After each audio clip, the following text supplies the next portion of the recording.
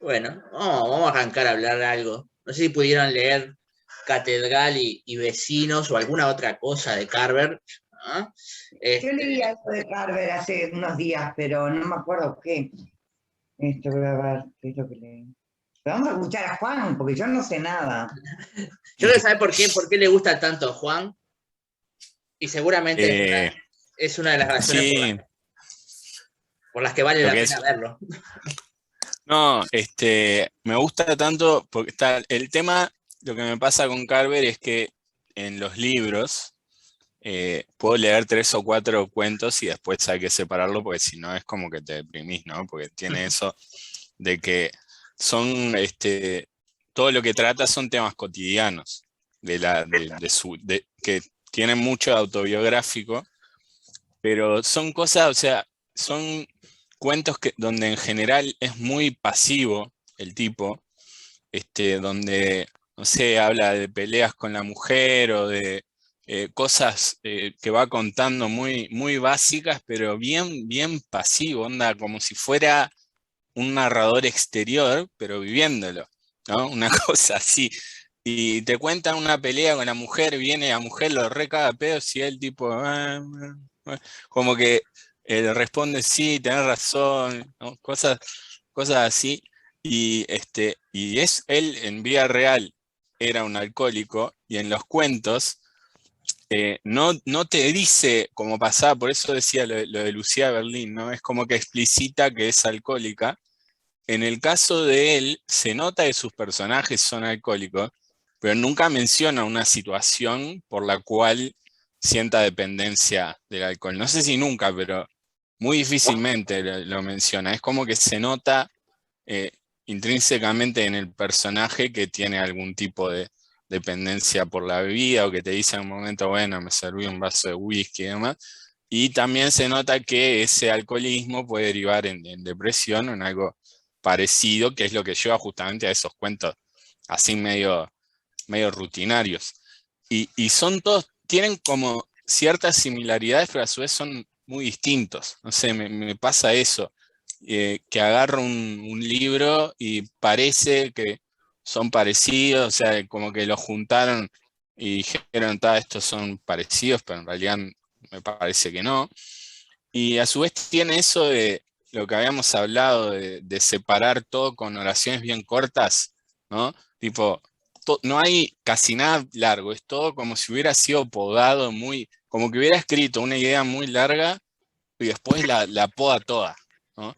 Y queda con oraciones bien, bien cortas, de tipo, y tal otra, la de más allá, pero, pero con una historia bien, bien profunda, o sea, no significa que eso lleve a algo estúpido, sino eh, todo lo contrario, es como ese, el famoso menos es más, ¿no? De pone tan poquito que en ese poquito es como que te hace todo un mundo y no sé, me encanta. Ay, Y no. creo que es de mis autores favoritos. Me gustó cómo terminaste, me hizo acordar a Lelutier cuando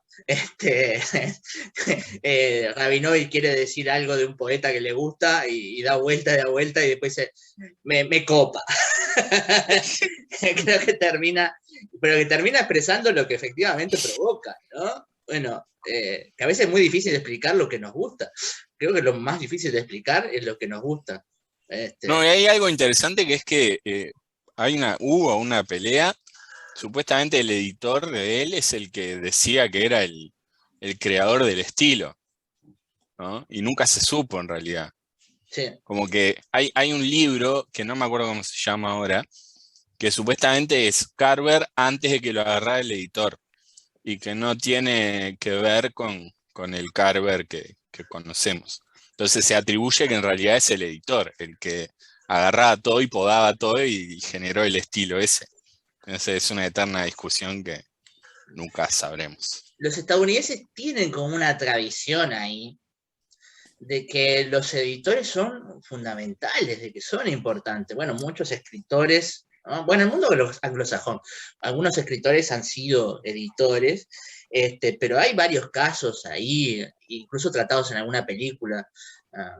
Me acuerdo de uno de los Wolf, no de los escritores, por allá de por los años 30, creo, que también hay una película que retrata que parece que el editor era como el fundamental. Creo que Jude Law hace de ese Wolf. Y el inglés del diario de Bridget Jones, no Hugh Grant, sino el otro, hace el editor. ¿Cómo es? El del rey, del discurso del rey.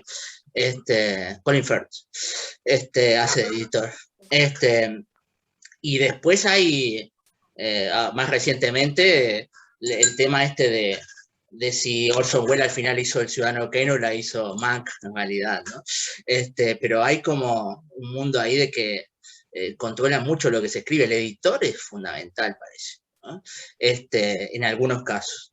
Y yo no sé si Carver, vos dijiste algo muy, muy bien ahí, da la impresión de que lo hubieran podado, más allá si fue él o si fue un editor, ¿no? Me parece uno de los trabajos fundamentales que hemos hablado alguna vez. Es muy difícil recortar algo que uno ha hecho, ¿no? Cuando uno le dice, bueno, trata de podar acá, y uno siente que esa frase le salió de uno, y ¿cómo me estás diciendo que la corte o que no va, ¿no? O que quizás está de más? Porque uno siente que la produjo uno, ¿no? Y es difícil. Pero creo que una de las tareas fundamentales de un escritor es aprender a no decir de más. Y que hay Aparte, veces... casi no adjetiva Carver. No recuerdo mucho donde adjetiva. Es como que todo muestra y todo lo que muestra es bien, bien básico. O sea, no sé, hay una que es creo, hay un libro que se llama ¿De qué hablamos cuando hablamos del amor? O algo así. Sí. Y el cuento, ahí va, ese, ¿qué hablamos cuando hablamos de amor? El cuento que lleva ese título es toda una discusión de que ese amor entre varias personas, ¿no? Y es así, como, no, para mí el amor tal cosa, y para mí tal otra, y para mí tal, ¿no? Y es eso, o sea, vos podés pensar, hablan de nada. Yo, por ejemplo, a mi viejo le digo, esto me encanta, no sé qué, me dice, no, esto me parece aburrísimo, pues no trata de nada. Entonces, claro, vos podés tener esas dos visiones, podés decir, esto no trata de nada. Como cuando, no sé, viste la gente que ve las películas uruguayas y dice, no, esto es aburrido porque no trata de nada. Y digo, bueno, pero ¿qué significa no trata de nada? ¿Qué es lo que querés ver? No sé, ¿querés ver acción todo el tiempo? No sé. ¿No? Y que en realidad vos lo decías también, en lo cotidiano puede haber una profundidad que no necesita ser explícita. Creo que lo veíamos el otro día también que se veía mejor en el tiempo de Cerezos en Flor, los diálogos entre ese matrimonio. Que es un diálogo que puede darse en cualquier relación, diálogo donde se dicen todos los días lo mismo, cómo te fue en el trabajo, bien, y se responden como por obligación, y los diálogos parecen prefabricados, porque están prefabricados, ¿no? Y bueno, eso es una cosa cotidiana, que parece que no tiene profundidad, pero está hablando de la incomunicación, ¿no? De la sociedad en la que vivimos, de que una relación que tendría que ser absolutamente íntima, de intercambio de cosas, y no hay comunicación. Entonces, ¿cómo que no se está tratando algo profundo? Lo único que no hay nadie, no hay ningún narrador ahí haciéndonos un discurso de cómo la incomunicación en la sociedad actual, no sé qué, y nos lleva a tal cosa, no, muestro algo. ¿Ah? Y la profundidad creo que depende del lector.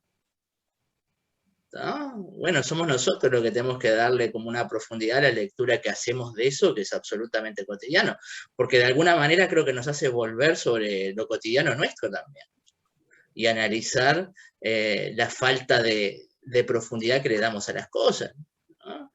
Cómo nos volvemos simples actores que repiten pasos como programados y no analizamos nuestra vida cotidiana.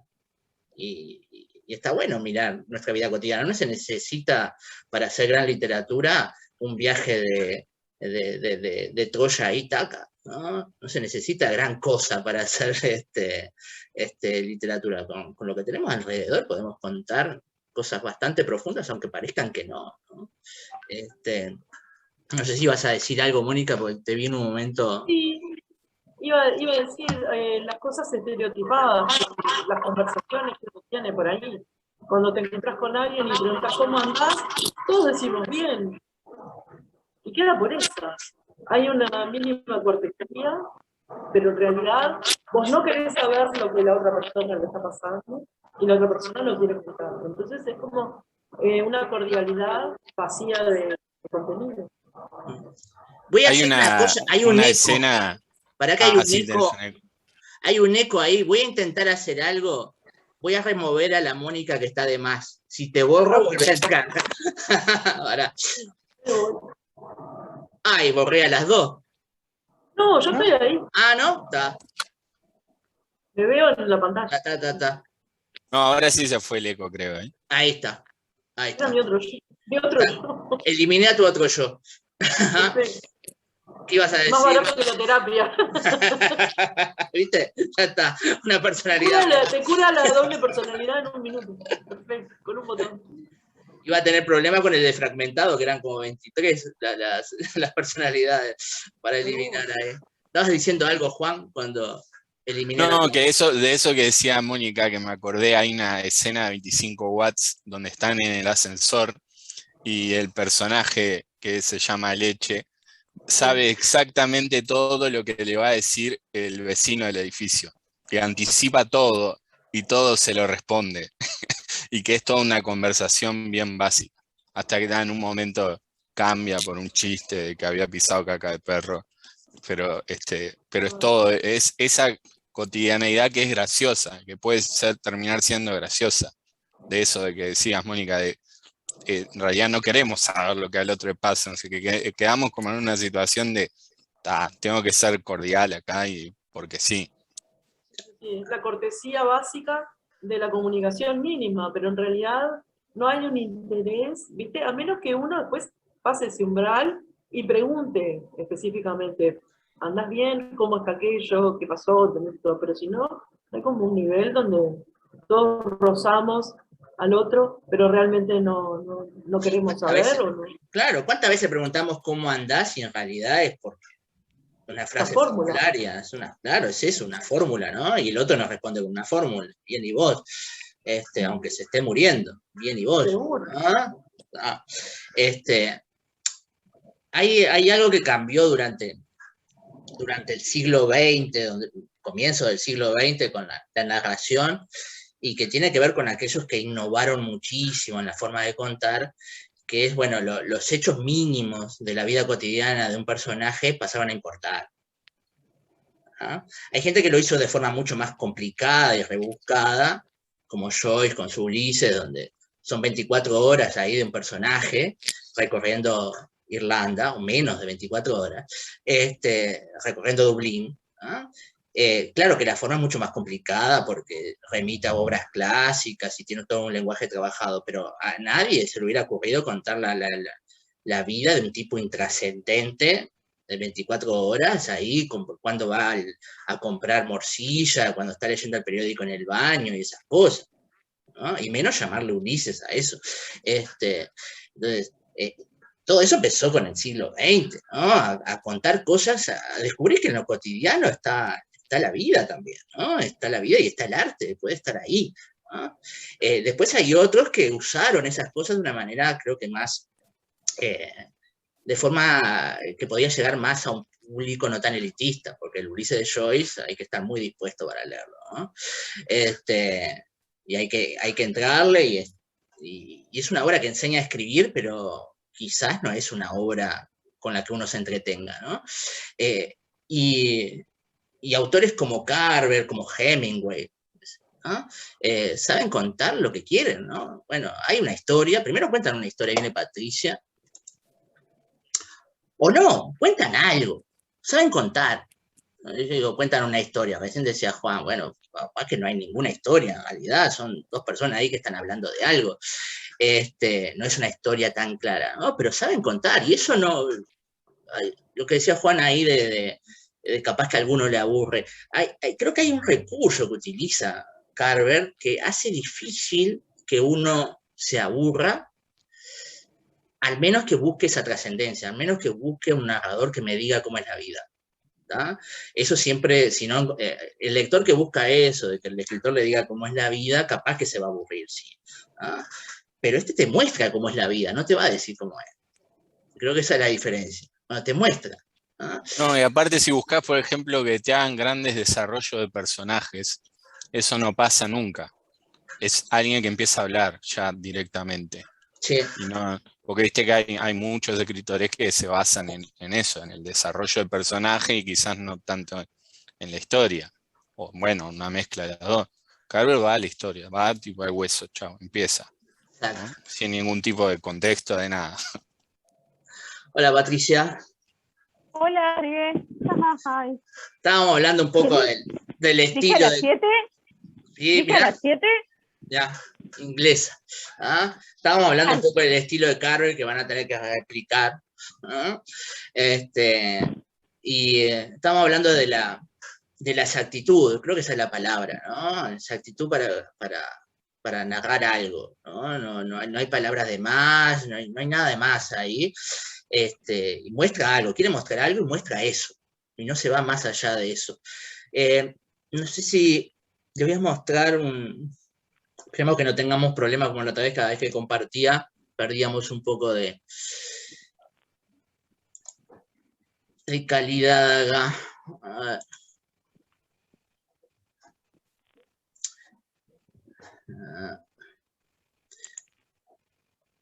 Hay un texto que se llama Escribir un cuento, donde él habla de algunas cosas relacionadas con su escritura. Voy al comienzo, pero lo que me interesa está ahí al final. Esto después yo se los mando. Este no lo leí. ¿No? Esto es un texto más bien teórico, ¿no? Donde cita algunos autores y él dice que como que le faltaba concentración para hacer textos más largos. Y esa misma concentración que le falta para escribir textos más largos, le falta también para leer textos largos, ¿no? Como que se desconcentra cuando va leyendo textos largos o intentaba escribir textos largos, entonces, bueno, como que se dio cuenta que la narración corta o el verso, porque también era poeta, por ahí iba lo suyo, ¿no? Y cita algunas cosas que fue tomando de algunos escritores o no, por oposición.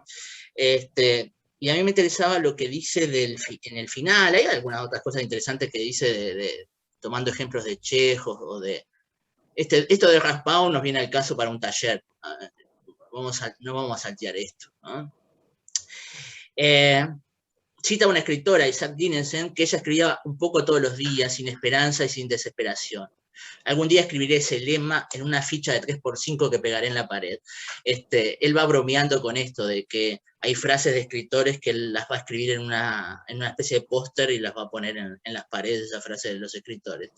Esta de escribir un poco todos los días algo, ¿no?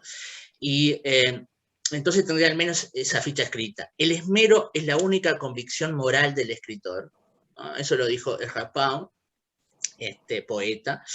El esmero, ¿no? Laburo, esto es laburo, no es inspiración, ¿no? Esto es trabajo, ¿no? Más allá de que aparezca alguna frase, ya vamos a ver que él habla de un cuento que se llama Póngase usted en mi lugar, que le apareció una frase ahí, ¿no? Para desarrollar. Pero bueno, trabajar, ¿no? Esto es trabajo, ¿no? Y yo quiero ir al final, donde estaba, acá.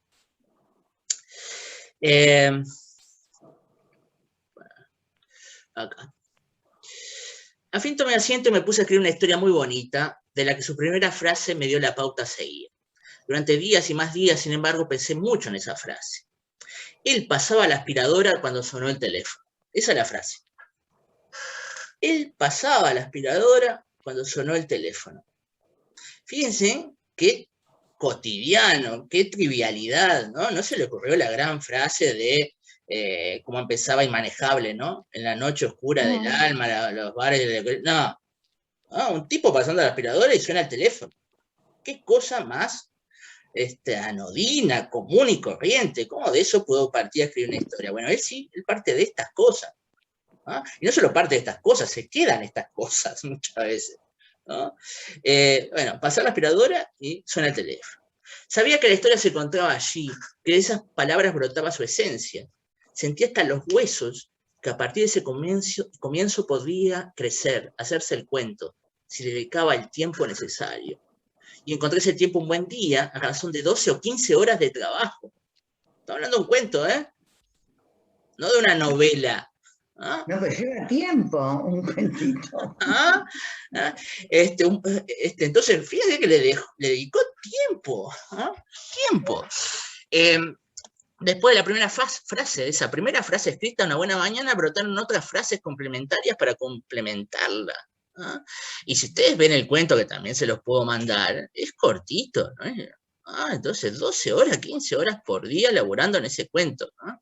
Hay algo que dice antes de todo esto que tiene que ver con la precisión al contar.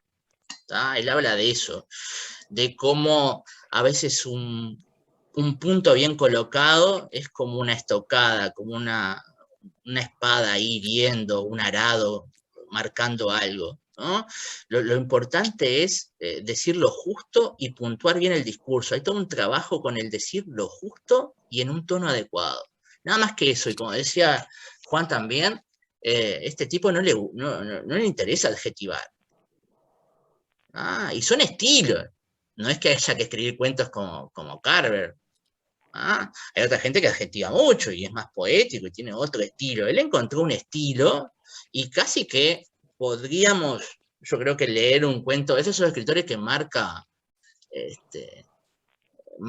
una forma de escribir tanto que cuando uno lo lee sin que te digan que es Carver, uno puede reconocer, bueno, esto es Carver o es alguien que escribe como Carver. ¿No? Es como esas bandas de música que uno escucha unas primeras notas y dice, esto es, tiene un sonido de... ¿no? Esto tiene un sonido redondo, esto tiene un sonido de relleno, tiene un sonido. ¿No? Puedo decir que escribí el relato como si escribiera un poema, una línea y otra debajo, y otra más. Maravillosamente pronto vi la historia y supe que era mía, la única por la que había esperado ponerme a escribir.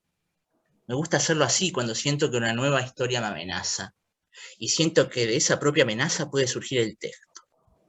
En ella se contiene la tensión, el sentimiento de que algo va a ocurrir, la certeza de que las cosas están como dormidas y prestas a despertar, incluso la sensación de que no puede surgir de ello una historia, pues esa tensión es parte fundamental de la historia, en tanto que las palabras convenientemente unidas pueden irla desvelando, cobrando forma en el cuento. Y también son importantes las cosas que dejamos fuera, pues aún desechándolas siguen implícitas en la narración, en ese espacio bruñido y a veces fragmentario e inestable que sustrata todas las cosas, ¿no? Esto creo que lo hablamos otras veces. Cuando hablamos de la teoría del iceberg, que también es de Hemingway, ¿no? De los que nombramos, del autor que nombramos hoy, ¿no? Bueno, yo muestro una parte, pero hay mucha parte de la historia que está debajo del agua, que no veo, pero que yo tengo que conocer como escritor, ¿eh? No es que me hago el vivo y no sé esa parte que no cuento. Yo tengo que conocerla, porque si no, no se nota. Si no, no se nota que hay algo detrás de eso que estoy contando. Entonces, lo fundamental acá es cortar y dejarle terreno al lector para que imagine cosas, para que complete la historia. Esta definición de cuento, que no es de él, me parece muy, muy acertada. La definición que da B.S. Pritchard del cuento como algo vislumbrado con el rabillo del ojo. Como algo que veo de costadito, ¿no? Como que algo que apenas veo, pero no veo totalmente. No lo veo todo claro. Otorga a la mirada furtiva categorías de integrante del cuento. Primero es la mirada. Luego esa mirada ilumina un instante susceptible de ser narrado. Y de ahí se derivan las consecuencias y significados. Por ello deberá el cuentista sopesar detenidamente cada una de sus miradas y valores en su propio poder descriptivo. Así podrá aplicar su inteligencia y su lenguaje literario, su talento, al propio sentido de la proporción, de la medida de las cosas, cómo son y cómo las ve el escritor, de qué manera diferente a la de los demás las contempla. Esto de la manera diferente lo quiero conversar un poquito con el cuento Catedral. Ello precisa de un lenguaje claro y concreto, de un lenguaje para la descripción viva y en detalle que arroje la luz más necesaria al cuento que ofrecemos al lector. Esos detalles requieren, para concretarse y alcanzar un significado, un lenguaje preciso, el más preciso que pueda hallarse. Esa es la palabra, ¿no? Exactitud, precisión. Las palabras serán todo lo precisas que necesite un tono más llano, pues así podrán contener algo. lo cual significa que, usadas correctamente, pueden hacer sonar todas las notas, manifestar todos los registros. Esto es un poco lo que recomendaba Quiroga, pero que Quiroga no siempre hacía, ¿no? Bueno, no adornar con colas de color, como el pavo real, el discurso, no sé qué, eso lo dice ahí en el Decálogo del Perfecto Cuentista, y no poner adjetivos, porque el adjetivo cuando no da vida mata, o poner el adjetivo justo, no dice no poner adjetivo, dice no abusar del adjetivo, en realidad, ¿no? Lo que dice Quiroga. Este hombre casi los elimina, Carver casi los elimina por completo. Hay algo en la fuerza del sustantivo bien elegido que no necesita un adjetivo. Un ejemplo que me dio un profesor de literatura en clase, ¿no? Me parece que viene muy a cuento. Una vez decía este profesor de literatura que para mostrar eso de que el sustantivo a veces parece un adjetivo, me ponía el ejemplo de que, bueno, él era muy malo con la tecnología, y por supuesto su hija andaba volando, ¿no? Y que cuando él se mandaba alguna macana con la computadora, ella le decía, papá. Y papá es un sustantivo, ¿no? Pero el tono con que le decía papá lo estaba calificando, ¿no? No necesitaba decir papá, qué bruto, papá, papá. La exclamación, el tono en que decía el sustantivo ya lo estaba adjetivando, ¿no? Era más un adjetivo que un sustantivo eso, ¿no? Entonces, no necesitamos muchas veces decir, adornar muchas cosas. Hay un error por ahí que anda, ¿no? Que nos meten en la cabeza, que parece que tenemos que escribir, que lo que escribimos tiene que parecer literatura. Y parecer literatura se asemeja a poner muchos adjetivos, o adornar, o buscar una frase compleja, ¿no? Eso anda mucho por ahí, ¿no? Yo encuentro muchas veces en los talleres, no acá, no acá, ¿no? Pero gente que adorna y adorna y adorna y saca del arcón de los recuerdos palabras que nadie utiliza, ¿no? Porque eso eres una literatura. Acá no ha pasado, por suerte, ¿no? Creo que a vos, Mónica, te dije una vez de 2 palabras, pero fueron 2 palabras, ¿no? No, me he encontrado muchísimo, y también depende de la edad, ¿no? También depende de la edad, pero como que hay que rescatar palabras allá y parecer una cosa rebuscada para que parezca literatura, y no, y hay grandes autores que demuestran eso. Carver, Hemingway, no preciso. Ojo, esto no quiere decir que no podamos ser poéticos cuando escribamos también, ese es otro estilo, podemos ser poéticos cuando escribamos, ¿no? Hay que buscar, todo depende de la historia que quiera contar y de qué voy a hablar. Eso también, ¿no? Creo que es una de las cosas que he insistido mucho. Todo depende de qué quiero contar, ¿no? Y ese que quiero contar me va a exigir una forma, un cómo contar. Entonces hay veces que voy a tener que ser más poético, voy a tener que usar adjetivos, y hay veces que no, ¿no? Vamos a tratar de aprender con este hombre cuando no, o por lo menos escribir historias donde no necesitamos tanto adjetivo y tanta cosa, ¿no? ¿Vieron la historia de Catedral? ¿No? La historia del ciego ¿no?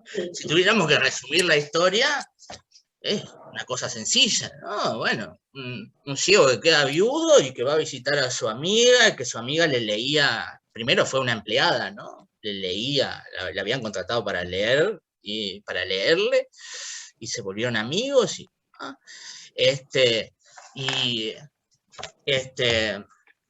Y el que cuenta la historia es el actual marido de esa mujer, ¿no? Ahí tenemos un poco el ejemplo de lo que decía Juan. Bueno, hay un personaje involucrado en la historia contando en primera persona algo, y él está contando cosas, y parece que las cosas le pasaran por al lado, o estuviera como testigo, y parece que fuera por momentos externos, ¿no?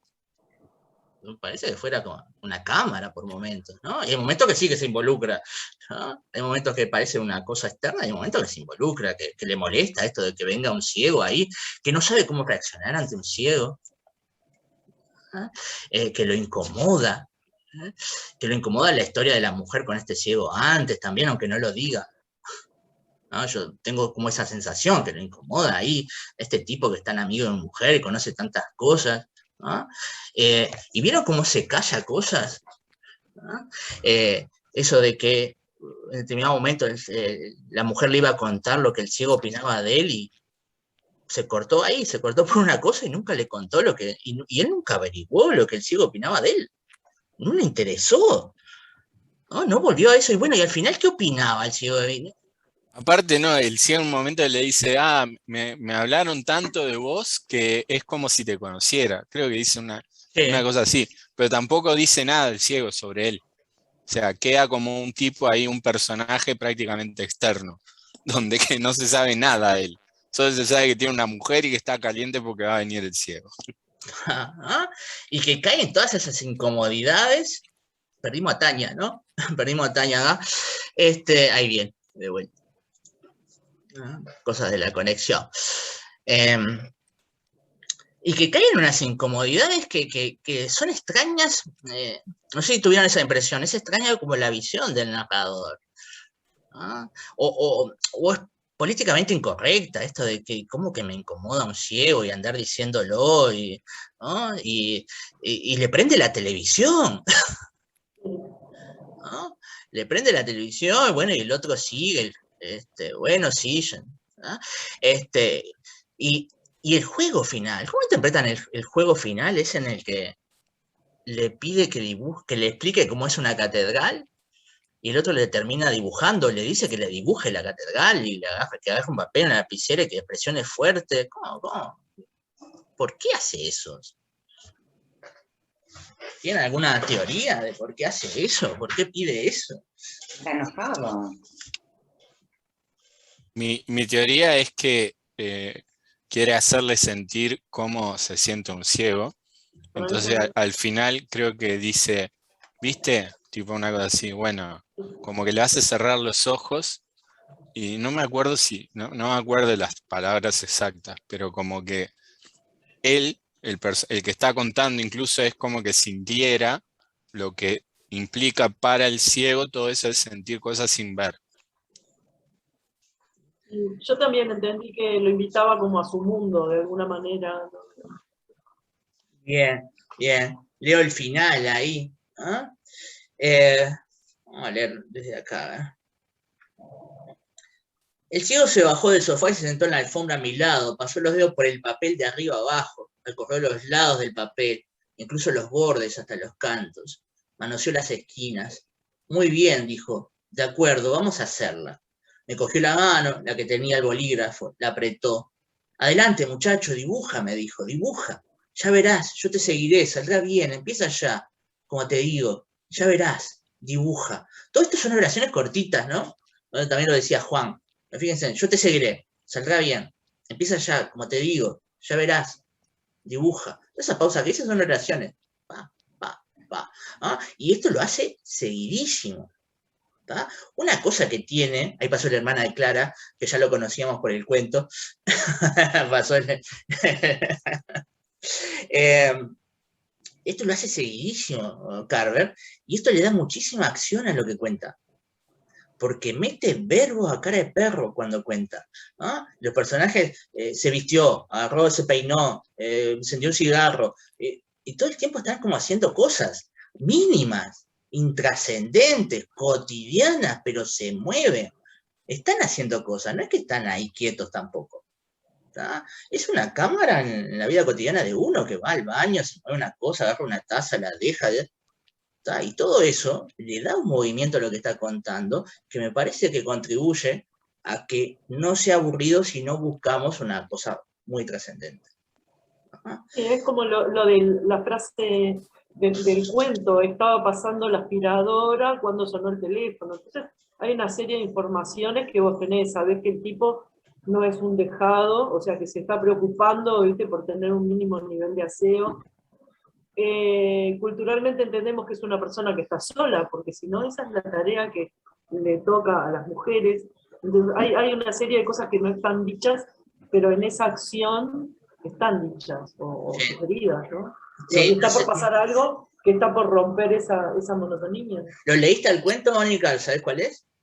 No, no sé, No, pero sacando sí, eso. pero miren qué bueno lo que pasó acá, porque esa frase no dice más que eso, ¿no? Que es un tipo pasando el aspirador y que sonó el teléfono, y todo lo que dijo Mónica atrás tiene que ver con el cuento, porque en realidad él está en la casa, es verdad, es un tipo, es un hombre que está haciendo las tareas y más cuando fue escrito este cuento, ¿no? Porque Carlos se murió en el 88, ¿no? Que está haciendo una tarea que tradicionalmente no estaría haciendo un hombre, y es un tipo que renunció a su trabajo y que está en la casa mientras la mujer está en el trabajo y lo llama del trabajo.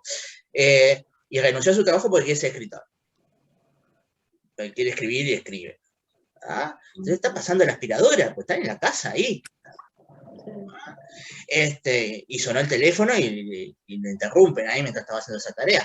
Pero está diciendo un montón de cosas que Mónica, sin leer el cuento, intuyó. Y con algo simple. Entonces estamos con esto de que dibuja y las acciones. Así que empecé. Primero tracé un rectángulo que parecía una casa. Podía ser la casa en la que vivo. Luego le puse tejado.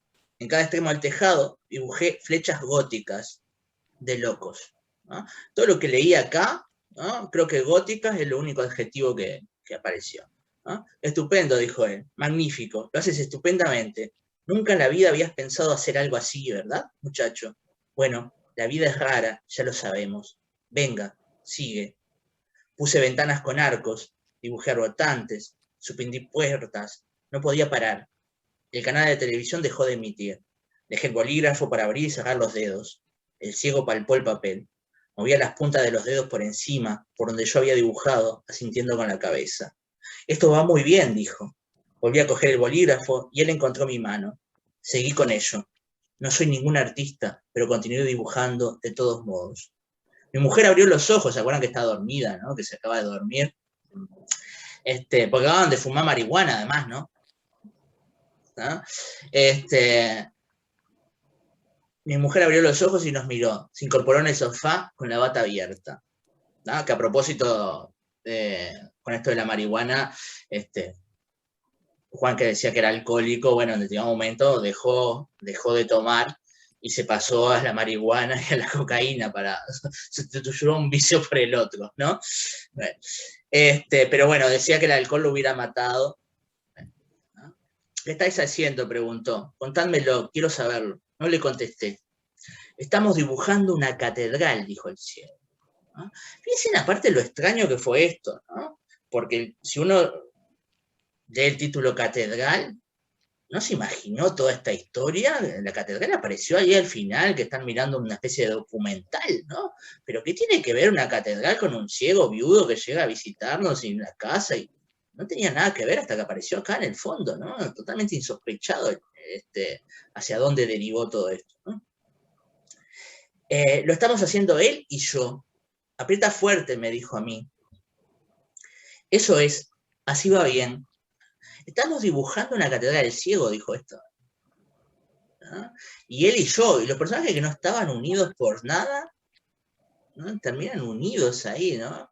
Para corroborar eso que dijeron ustedes, que están como compartiendo un mundo ahora, ¿no? Un mundo, y que lo van a compartir mucho más ahora al final.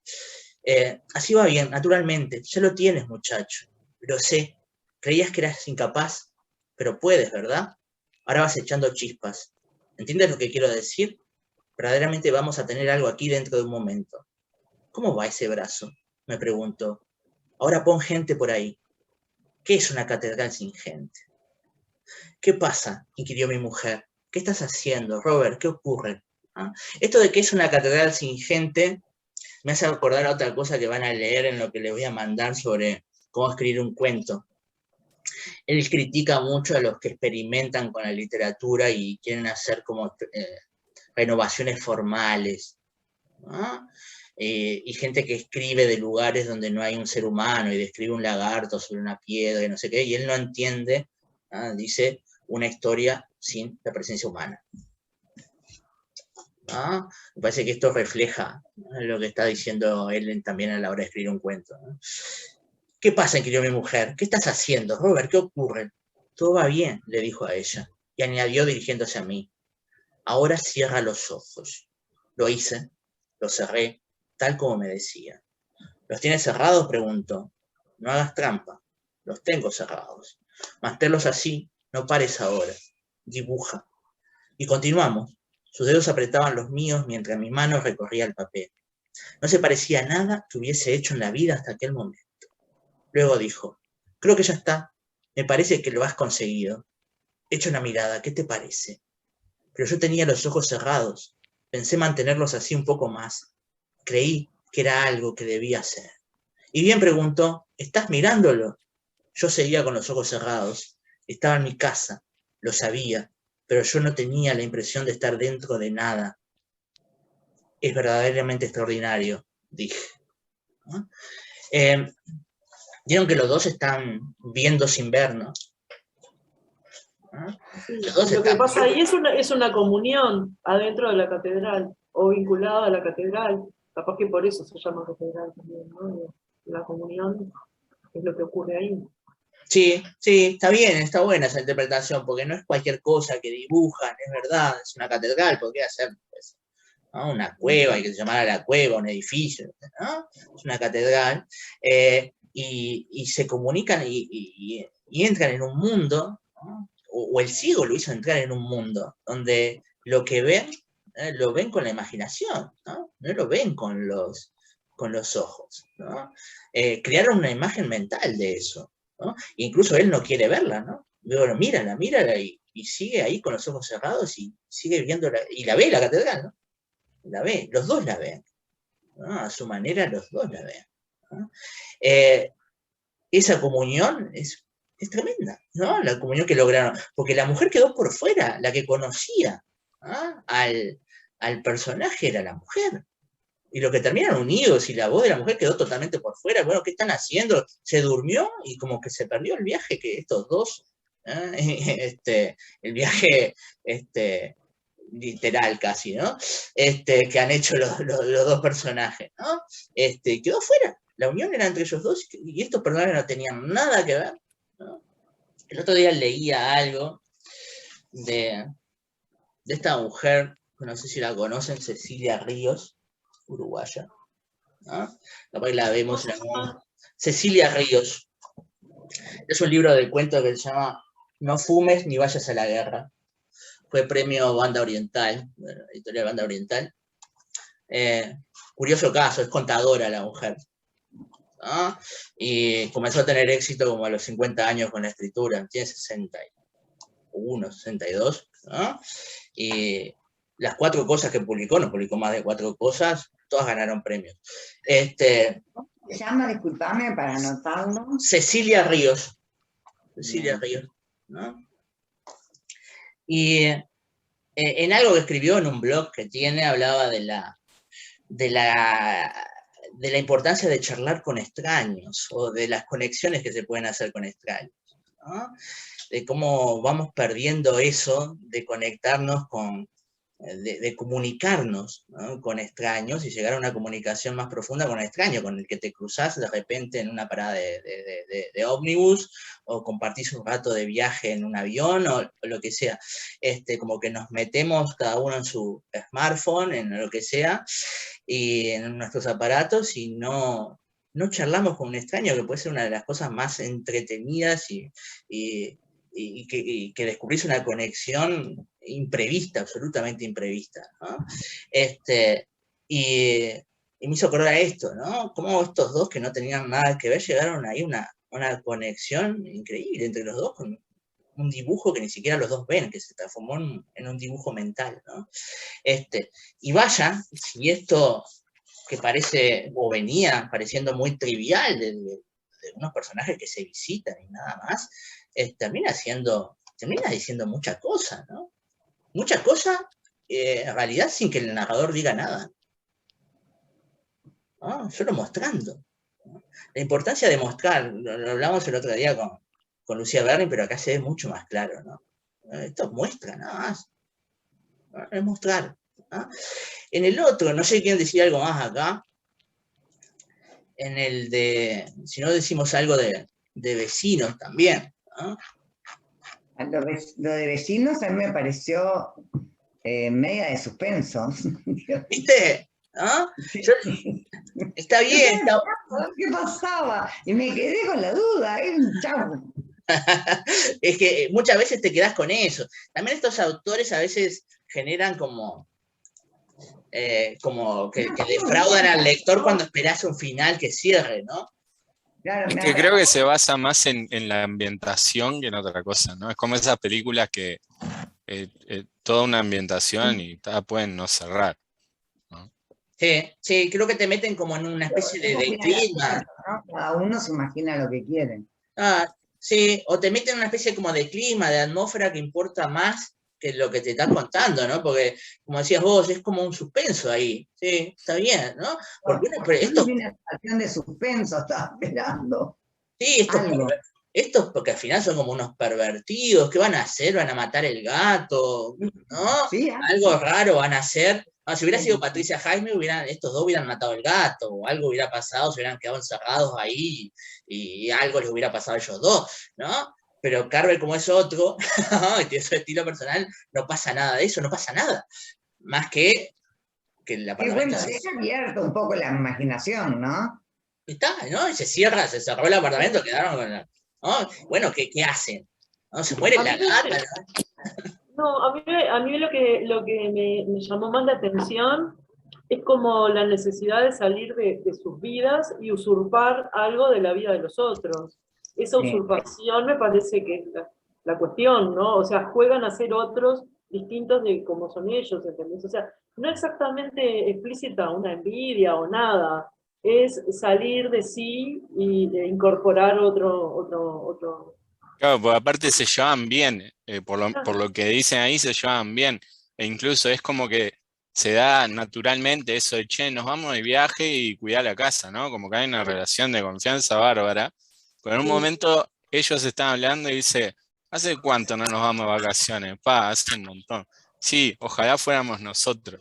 Y no es que directamente dicen una cosa así de envidia horrible, ¿no? Como podría mostrarse de qué espantoso, qué injusto, ¿no? Es simplemente esa conversación bien básica y nada más, ¿no? Es como simplemente como para decir, somos unos desgraciados, pero a su vez está todo bien, ¿no? sí, Sí, sí. pero se van de vacaciones, de sí mismos se van de vacaciones, o sea, cruzan el apartamento de los vecinos y salen de sí, adoptan Bueno, por tienen unos una cosa momentos. media morbosa ahí también, ¿no? Digo, a mí me impresionó, digamos. Me Sí, cuando daba... entran a probarse la ropa y a tomar las Sí, sí, pastillas. yo me imaginaba que yo le dejara a alguien en la casa que me cuide y hiciera eso, me sentí como invadida, digamos, ¿no? Es que Sentí creo que es un poco la sensación buscada, ¿eh? que creo que es un poco la sensación buscada, Claro, por eso. Había un suspenso, una perversión, había una cosa medio... No era tan sano el asunto, digo. sí, pero que no está dicha explícitamente, insisto en eso No, también no. que lo dice Juan ahí, ¿no? Y que quizás otro autor lo hubiera dicho, ¿no? Hubiera decir al narrador, ¿no? Más O de explícitamente repente la hizo una envidia. metáfora, no sé, no entiendo. Para mí era un poco perverso y chao. Sí, sí, pero creo que mostrar que hay como o que pueden haber conductas en cualquiera de nosotros, en cualquier vecino, esto se llama vecinos, ¿no? En cualquier vecino puede haber una conducta que podríamos decir como perversa, porque si llegamos antes, se canceló el vuelo y encontramos a estos dos probándose la ropa y tomando la pastilla y yo qué sé, bueno, nos va a parecer raro,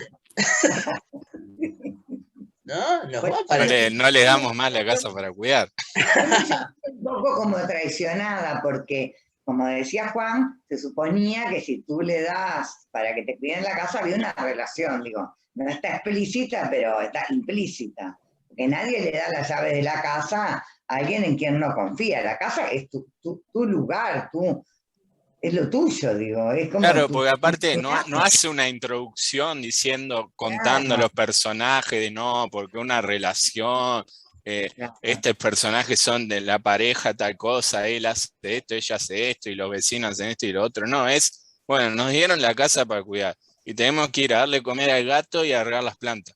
¿no? Porque era básicamente esa la tarea, no más que eso. Al gato, que es algo, yo como veterinaria que tiene un gato lo quiere, ¿verdad? Alguien tenía gato por acá, digo. Nadie. Mónica, claro, Yo digo. tengo 6. No importa, 3 perros. lo querés, si no, no lo tenés. Y no lo tenés en la casa.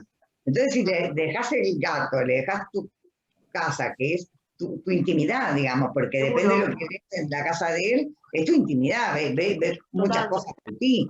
Entonces, digo, y llegás y encontrás eso y decís, yo me siento traicionada. Yo diría una palabra más fuerte, como violada, ¿me entendés? Es decir, yo sentí una sensación muy fea. Es que yo creo que es eso lo que quiere transmitir, pero justamente no implícitamente, ¿no? Con esa atmósfera, esa creación de atmósfera. Claro, sí, sí. Y que no parezca, que tampoco hagan, yo qué sé, nada absolutamente violento. No, Pero no, que pero igual te sentís violentado. Digamos, ¿no? Claro, claro. Violencia pasiva. Estaba pensando una vez que a mí me pasó en una fiesta que hubo en mi casa, ¿viste?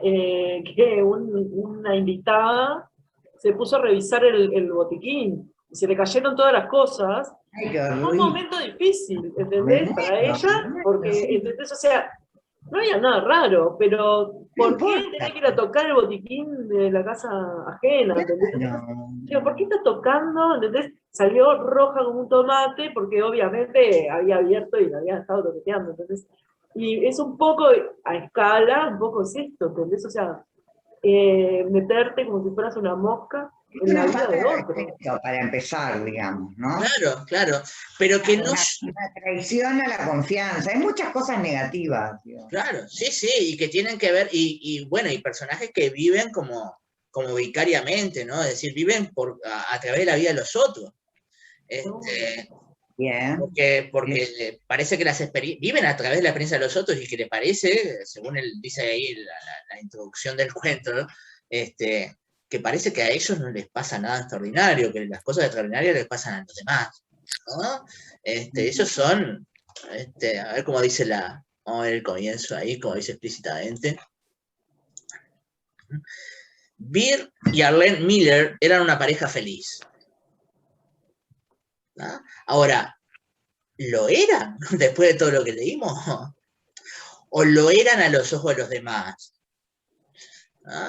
Y lo eran hasta que sabemos esto de que si le dan la casa de alguien, se empiezan a probar. Es diferente a ser o no ser feliz, me parece, yo qué sé.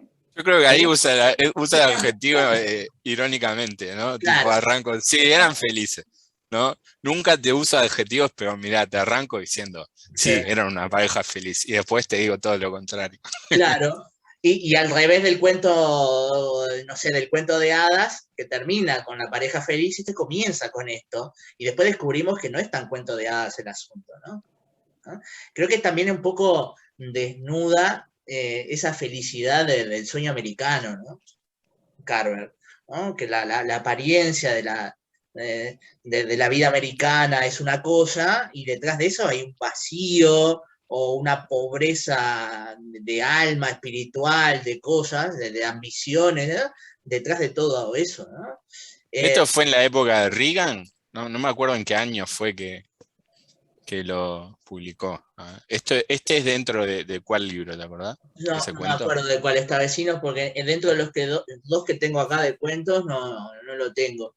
No me acuerdo de cuál es este. ¿Por qué decías lo de la época? No, porque capaz que si era de la época de Nixon, que justamente es cuando te vendían todo el sueño americano, podía surgir como esa especie de rebeldía contra esa mentira que vendían. Sí, ¿no? Sí, podría ser. Pasa que, perdón, pero el sueño americano igual pervive de alguna manera. Continúa bastante. Hecha medio una pesadilla, pero si no, ¿viste? No habría, no sé, columnas de miles de personas tratando de llegar ahí a armarse una vida, en cualquier condición. O sea, sí, Patricia, ¿estabas diciendo algo, Patricia? Perdón. No, digo que extrapolado el sueño americano también puede ser en Uruguay, ponerle por ejemplo, porque esas personas en realidad están como concentrados en la carencia, en lo que no tienen, o sea, se sienten que solamente ellos han sido, dentro de su círculo, han sido pasados por alto, de alguna manera. ¿Pasados por alto por quién? Por el destino, por Dios, por la fortuna, o sea, solo ellos no son favorecidos con determinadas cosas, están concentrados en sus carencias y comparándose con las cosas que tienen otros. O Sí. sea, eso puede ser perfectamente un uruguayo. Mucha envidia. Y llegan a un nivel, sí, ahí va, llegan a un nivel de envidia, de insatisfacción, de violencia, de violación, como decís vos, de lo ajeno, pero que no es, no son unas personas que llegan con una metralleta a un centro comercial y hacen Eso da violencia, ¿no? Hay mucha violencia. Claro, exactamente. Y creo que nos muestra Carver esa cosa más cotidiana, ¿no? ¿Ah? Porque para los Estados Unidos, bueno, es casi cotidiano que aparezca un loquito con un arma ametrallando gente, ¿no? Pero esta es una cuestión que puede aparecer en cualquier lado, ¿no? Y como decía Patricia, también acá, ¿no?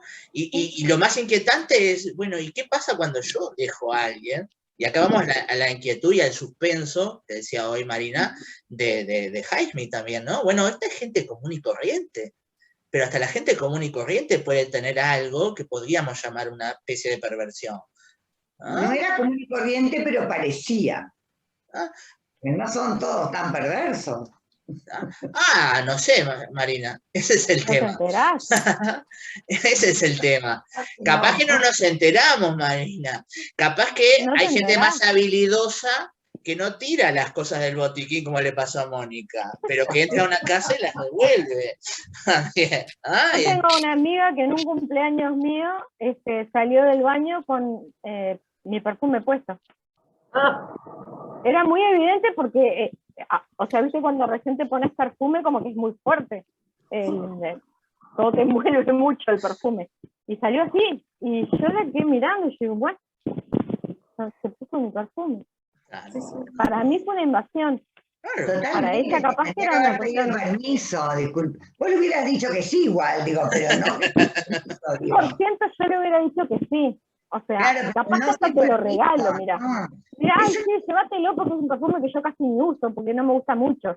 ¿Te gustó? Quédatelo. O sea, no era el punto. El punto es que violaron tu privacidad. Se abrieron el botiquín y usaron algo que era tuyo y no te preguntaron. Sí, no puede ser. Sí, sí, ¿no? Ahora lo van a pensar mucho cuando alguien llega a la casa de ustedes. Una pausa, ¿no? Hoy cuando tú decías que la gente no se anima, no habla tanto con extraños, es que una cosa que a mí me sucedió en el proceso es que yo ahora tengo más miedo que antes a los extraños. Antes yo el extraño no le tenía miedo, pero ahora yo más tengo miedo a los extraños. Es una cosa que también nos inculcan, ¿no? Bueno, tenerle miedo a... Si suceden cosas Sí, te escucho. No, que yo hice algo que fue muy bueno, que en un seminario se nos proponía un ejercicio, un seminario presencial que hice, vivencial, se nos proponía un ejercicio que era salir a algún lugar donde vos quisieras, donde hubiera gente, y lograr tener comunicaciones significativas, conversaciones significativas con desconocidos. Bueno, yo fui al shopping de Punta Carretas un domingo, así es. Yo dije, ¿con quién voy a hablar y qué conversación significa? Encontré un montón. Porque yo fui abierta a eso, ¿no? Pero digo, me puse a hablar con la gente y descubrí cosas muy interesantes de las personas. Yo volví re emocionada, conmovidísima. Porque la gente quiere hablar aparte. La gente quiere hablar. No todo el mundo. No todo el mundo. Pero pero hay mucha gente con necesidad de hablar que no encuentra un interlocutor como... Hay todo, claro. Pero vos tenías que ir y con la excusa de, che, qué calor que hace, arrancar por ahí para lograr llegar a algo que era una conversación significativa. O sea, llegué a hablar con una mujer que había llegado de Venezuela hacía un mes que estaba acá, estaba en el shopping esperando que llegara la hija, porque iban a comer en la plaza de comidas, y el hijo estaba en Venezuela todavía, y no, o sea, me contó su vida, apoyadas contra la baranda. Vos sabés que creo que esa puede ser una de las comunicaciones significativas que se esté dando en este momento entre extraños, ¿no? En este momento que tenemos tanto venezolano, cubano, ya me ha pasado 2 o 3 veces de tener comunicaciones significativas precisamente con extranjeros que están viviendo acá, ¿no? Claro, pero vos tenés que estar dispuesto a conversar con esa persona, uno no está abierto por lo general. No, y a su vez... me descubrí abierta a hacer, o sea, me propuse ser abierta a hacerlo, y descubrí que puedo conversar con personas, esa fue una venezolana, pero hablé con bastante gente más. Digo, y que la gente tiene ganas de comunicarse, que es uno el que va hecho un bicho por la calle, con auriculares y mirando el celular en el ómnibus. Exacto. O sea, que alguien te hable y que lo mirás como diciendo, ¿y vos por qué me estás hablando? ¿Nos conocemos? Sí.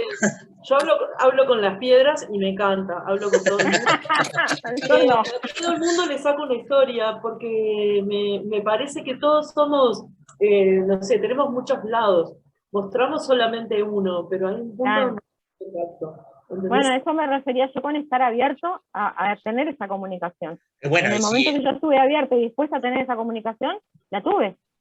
Y pensando del lado de la escritura, esas conversaciones son muy significativas para escribir, ¿eh? Claro. Son muy significativas, ¿no? Juan, ¿ibas a decir algo? No, del tema de los cubanos venezolanos, que como son también otra cultura, que hablan mucho, y nosotros no estamos acostumbrados a eso. Entonces, si te pones a conversar con cualquiera de ellos, hablan realmente mucho, y si te interesás, te cuentan absolutamente todo. O por lo menos cuentan mucho más de lo que estamos acostumbrados nosotros a contar, con un extraño o que un extraño te cuente. Sí. Aparte siempre se da para hablar de política, ¿no? Porque Cuba, Venezuela... Sí. Por ahí entras y después no te vas hablamos para de política, quiero aclarar eso. No. Pero capaz que el ejemplo fue poco gráfico en ese sentido, porque, por ejemplo, en la parte de afuera me senté al sol un ratito al lado de una señora mayor y terminé conversando con esa señora, una señora que tenía un aspecto muy adulto y parecía poco comunicativa, y empecé preguntándole una boludez, no me acuerdo qué, y terminamos hablando. La señora, 92 años, que estaba ahí porque le gusta salir a tomar sol, porque ese día estaba lindo, porque vive sola, porque no sé qué. Y la gente mayor no es muy comunicativa con desconocidos, porque tiene miedo, porque te dice que tiene 90 años y que vive sola, y todo el mundo le dice, abuela, no estés contando eso, mamá, no estés diciendo eso, porque a un desconocido. Y sin embargo, la doña al principio fue reacia y después como que se fue abriendo a contarme cosas. Es que si vas a ver, ¿no? Ahora les voy a leer algo. Si vas a ver una estadística de hechos violentos, vas a ver que la mayoría son producidos por conocidos, no por desconocidos. La mayoría son producidos por conocidos, no por desconocidos. No, y si ves incluso los casos de asesinatos también. Claro. O sea, hay varios canales de YouTube de criminalística, y siempre lo primero que investigan es a la familia y los amigos. Está ahí. Sí, realmente está ahí, ¿no? Esto era lo que les decía de Cecilia Ríos, este blog que tiene, que hace, escribe como crónicas y mete fotos alusivas al tema y algún video musical que tiene que ver con el tema. Este de hablar con desconocidos lo ilustra con un tema de Etta Jones, y puso ahí el video, y pone unas fotos ahí de pájaros, ¿no? Se los comparto ahí. No hablar con desconocidos ni comer nada del piso era una consigna casi universal de los padres a sus hijos durante mi infancia. Ahora sustituida quizás por el no cruces la calle mirando el celular. Etta Jones también aconseja, cuando necesites algo más que compañía, no vayas con extrañas, ven conmigo. Y en estas épocas de aplicaciones de citas, sigue teniendo su valor y su ineficacia. ¿Cómo agrandar nuestro mundo si nos movemos siempre en el mismo círculo, por más querido que sea? Hay situaciones más propicias que otras para conversar con alguien cuyo nombre no sabemos y probablemente no sabremos nunca. Una espera desmedida frente a una ventanilla pública o privada, un accidente, un corte de luz o la rotura del ómnibus. Algo que no estaba en los planes, ni fue anunciado en la televisión o las redes sociales, que impacta sobre el momento en que algunos extraños advierten que comparten una esquina, una plaza, un edificio. El resto del tiempo, en general, lo pasamos callados. Los smartphones nos permiten dialogar con los lejanos y a la vez nos recortan la posibilidad de hablar con los cercanos. El atardecer de hoy fue muy, pero muy hermoso, dice un chico con aspecto de rapero sentado en el corón de la vereda, a alguien que, del otro lado de la línea invisible que los conecta, recibe el mensaje con alegría y comprensión. Si alguien nos dirige la palabra para otra cosa que preguntarnos por una dirección, en general nos cae pesado, eso que decían ustedes. Mi sobrina, cuando era niña, creía que quienes no hablaban eran mudos o sordos. Ahora ya aprendió que no contestar es hacer de cuenta que estamos solos en el mundo, y que quizás, está demasiado poblado. Un par de auriculares y ya está, nos internamos en nuestro propio universo. Cuando Elisa canta, un pájaro con el pico deforme se detiene en su ventana y escucha. Una torcaza y sonido en el alero de Inés, y un zorzal saluda cuando sale al jardín. A causa de los agrotóxicos, dicen, hay más pájaros que antes en el Montevideo urbano, y con un poco de paciencia podemos esperar que vengan, si no a oír nuestro canto, al menos a acercarnos el suyo. Como los desconocidos, vienen y van sin decir su nombre. Otros nos esforzamos por entender las conversaciones a nuestro alrededor, oír algo interesante, petazos de frases que permanecen en la memoria y convocan imágenes y recuerdos. Hablar con amigos es de las mejores cosas de la vida. Charlar con extraños también.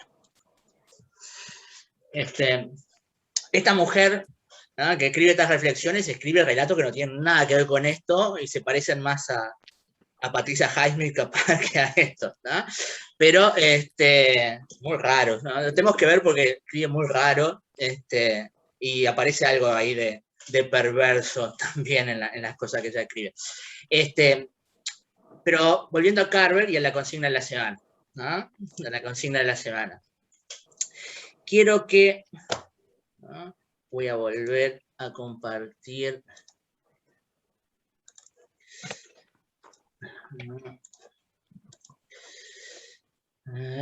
Escribir un cuento.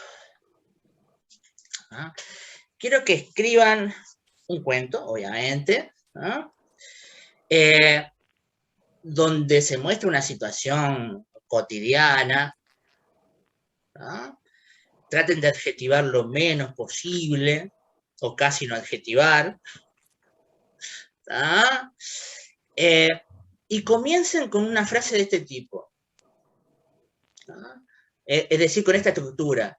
Él pasaba la aspiradora cuando sonó el teléfono, ¿no? Él tomaba el desayuno cuando escuchó el ruido de un choque, ¿no? Comienza con una frase de este tipo, con algo cotidiano, ¿no? Bien cotidiano, ¿no? Una frase corta y bien cotidiana. Traten de hacer frases cortas, de poner pocos adjetivos, ¿no?, y contar una situación bien cotidiana, ¿no? Pueden dejar finales abiertos, ¿no? Pero traten de reflejar situaciones entre, no sé, vecinos, maridos y esposas, padres e hijos, ¿no? Algo bien cotidiano, un boliche, no sé, ¿no?, un shopping, no sé, ¿no? Bien cosas mundanas de todos los días, ¿no? Pero obviamente que tenga algún trasfondo de tema humano, ¿no? Pero traten de mostrar y no opinar. Demostrar y no opinar. No intenten decirle al lector que tiene que interpretar tal cosa. Muestren más cómo nos estamos relacionando los seres humanos en la pareja, entre padres e hijos, o con extraños, ¿no? Mostrar cómo nos relacionamos y no tanto decir, ¿no? ¿Se entiende lo que busco? ¿Ah? No quiero un narrador opinando y diciendo que oh, qué horrible la sociedad en la que vivimos, ni nada por el estilo, sino mostrar, ¿tá? Y si hay diálogo, no sé si vieron, eso no lo dijimos, pero casi no hay intervenciones del narrador, ¿no? Dijo tal cosa, ¿no? Le contestó tal otra, poca cosa, y sobre todo diálogos desnudos, sin mucha opinión de narrador tampoco. Pueden escribir en primera persona o en tercera, ¿no? Eso lo eligen ustedes, ¿no? Pero algo bien cotidiano, ¿no?, adjetivando poco, traten de hacer frases cortas, ¿no?, oraciones cortas, ¿no? Y bueno, mostrar algo de lo humano de estos días, ¿no? Del 2021, a ver qué sale, ¿no? Entonces, la próxima no tenemos Zoom, y dentro de 2 martes, que no sé qué es, ya es octubre. ¿Cómo se va el año, Sí, ya es octubre. ¿Ah? Está terminando. 5 de octubre, ¿no? El martes 5 de octubre nos reenganchamos y entramos a leer qué salió de Lucia Berlin y qué salió de Carver. ¿Está? Bien. Bien, quedamos así entonces. ¿Ah? Entonces, Dale. trabajan esta semana, algún estilo Carver. Y... Lucía Berlin es lo que yo escribí, lo de suspenso, o es otra cosa? No, eso era lo de Patricia Hall. No, lo de las adicciones que estoy escribiendo. Ahí va, No me enteré, sí, está. ¿Ah? Y bueno, entonces nos encontramos el 5 de octubre y esta semana escriban ahí. ¿Ah? Bien. Muy bien. Y bueno, nos vemos el 5. Bueno, buena Así semana que- para todos. Buena semana. Feliz primavera, feliz primavera. Igualmente. Que venga el calor, por Tiempo de favor. ceresos en flor. Mañana. ¿Qué pasa mañana? Estamos ahí. ¿Qué pasa mañana? Ah, parece que sí, ahora es 22. Ah, mañana es. Bueno. Profesor, es el día del maestro. Ah, mañana es el día del maestro. Ah, mañana es. Mañana es el día- Es verdad, 22 de septiembre, sí. Es verdad, es verdad. Bueno, Muy feliz feliz día, día. profesor. Bueno, pero nosotros tenemos un día, creo, aparte, que nunca sé cuál es. El profesor, bueno, Sí. pero el profesor para mí es medio como lo Es mismo. medio lo mismo. Y bueno, hay gente que enseña, digo. Sí, tal cual, es lo mismo. Detalles. Gracias, Marina. Es nuestro maestro también, yo qué sé. Gracias, Marina. Y bueno, nos vemos el Bueno, martes 5 entonces. que Buena pasen lindo. semana. Igualmente, hasta luego.